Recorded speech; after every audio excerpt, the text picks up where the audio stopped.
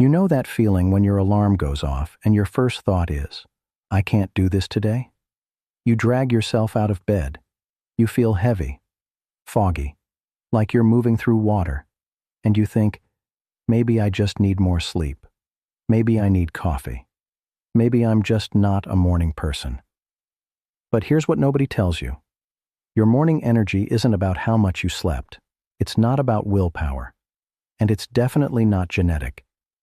It's about 5 tiny signals you're sending to your brain in the first 20 minutes after you wake up. Signals that either tell your body, we're awake, we're safe, let's go, or stay in survival mode, conserve energy, something's wrong.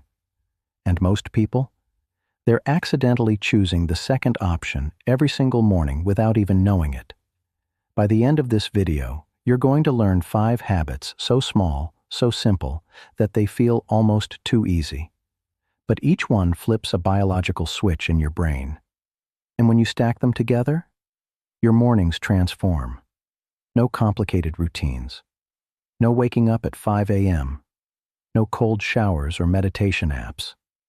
Just 5 tiny shifts that work with your nervous system, not against it. And the 5th one? It's the one that changes everything. The one that most people skip, and it's exactly why they stay tired all day. So if you've ever wondered why some people wake up energized while you're still half asleep at noon, stay with me. Because your brain is about to get a wake-up call. Let's start with something most people don't understand about energy. Your body doesn't just wake up because your alarm went off.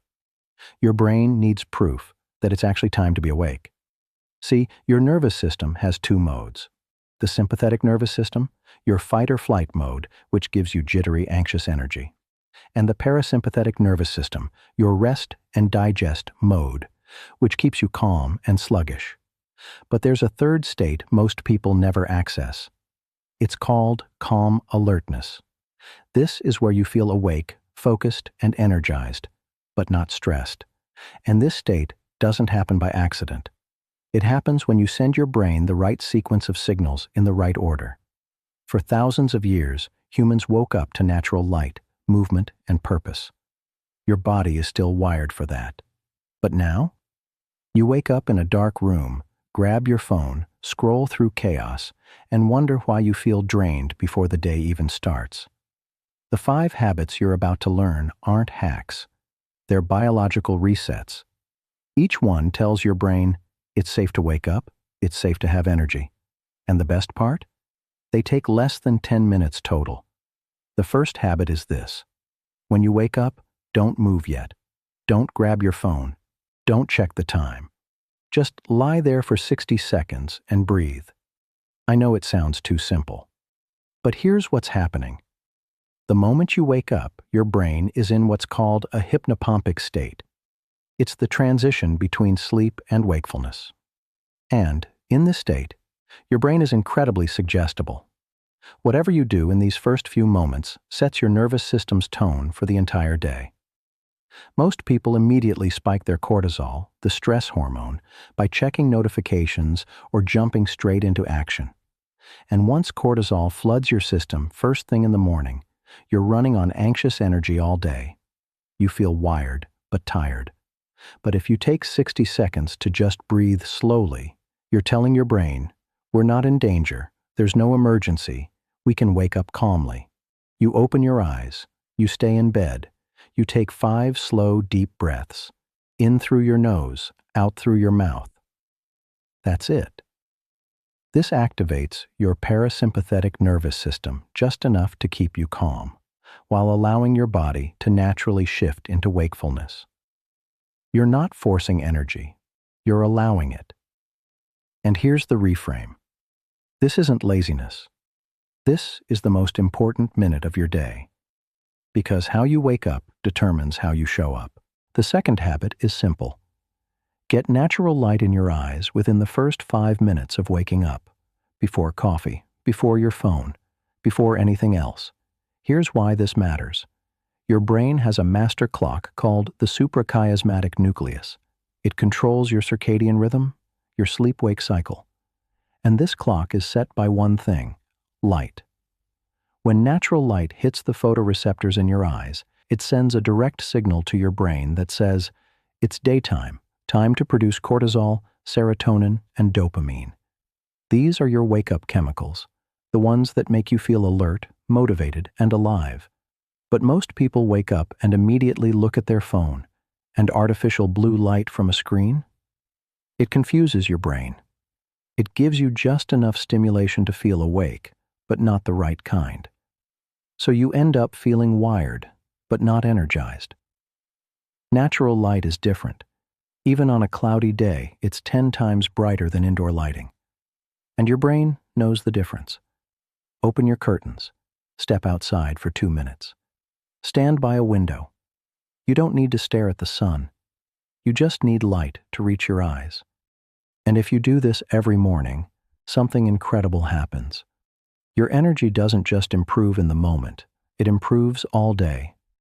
Studies show that people who get morning light fall asleep faster at night, sleep deeper, and wake up feeling more rested. You're not just boosting your morning energy, you're fixing your entire sleep-wake cycle. The third habit is movement, but not the kind you think. You don't need a workout. You don't need yoga. You just need 60 seconds of gentle, intentional movement. Here's why. When you sleep, your body goes into a low energy state. Your heart rate drops. Your blood flow slows. And when you wake up, your body is still in that mode. It's waiting for a signal that says, okay, we're moving now. Time to send energy to the muscles. Most people skip this signal. They go straight from bed to sitting at a desk or in a car. And their body never gets the memo that it's time to be awake. So they feel sluggish for hours. But if you move, even just a little, you're telling your body, we're active now. Send blood. Send oxygen. Send energy. Stand up. Stretch your arms overhead. Roll your shoulders back. Do a few gentle twists. Shake out your legs. Maybe do 5 squats or walk around your room for 30 seconds. That's it. You're not trying to get fit. You're just waking up your body. Movement increases blood flow to your brain. It releases endorphins, your natural feel-good chemicals. And it activates your lymphatic system, which clears out the metabolic waste that built up while you were sleeping. Translation? You feel lighter, clearer, more alive. The reframe here is this. You don't need to earn your energy through hard work. You just need to remind your body that it has energy. And movement is the reminder. The fourth habit is this. Drink water before you drink coffee. I know. You love your coffee. I'm not taking it away. But here's what you need to understand. When you wake up, you're dehydrated. You just went 6, 7, maybe 8 hours without any water. And your brain is about 75% water. When you're even slightly dehydrated, your brain cells literally shrink. Your cognitive function drops, your energy drops, your mood drops. But most people reach for coffee first. And caffeine is a diuretic, which means it makes you lose even more water. So you're compounding the dehydration. You get a temporary energy spike, sure, but then you crash harder. Here's the fix. Before you touch coffee, drink a full glass of water. Room temperature is best because your body doesn't have to work to warm it up. And here's what happens. Within minutes, your blood volume increases. Your brain gets more oxygen. Your cells start functioning properly again. You feel more alert, more clear, more present. And when you do have your coffee 20 or 30 minutes later, it works better. You get the boost without the crash. Studies show that even mild dehydration, just 1 to 2% of your body weight, impairs concentration, increases fatigue, and worsens your mood.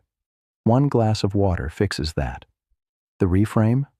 You don't need caffeine to wake up. You need hydration. Caffeine is the bonus. Water is the foundation. The fifth habit is this. Before you do anything else, before you check your phone, before you start your to-do list, take 30 seconds to set one intention for the day. Not a goal, not a task, an intention. Here's the difference. Your brain runs on 2 systems. The reactive system, which responds to whatever comes at you. Notifications, emails, other people's demands.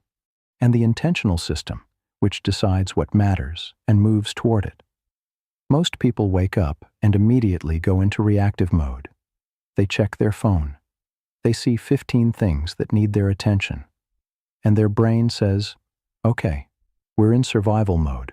Just get through the day. And survival mode is exhausting. Because you're not creating energy, you're spending it. All day long, you're reacting, defending, catching up. And by noon, you're drained. But if you set an intention first, you're activating the intentional system. You're telling your brain, this is what matters today. This is where we're directing our energy. And here's what's fascinating.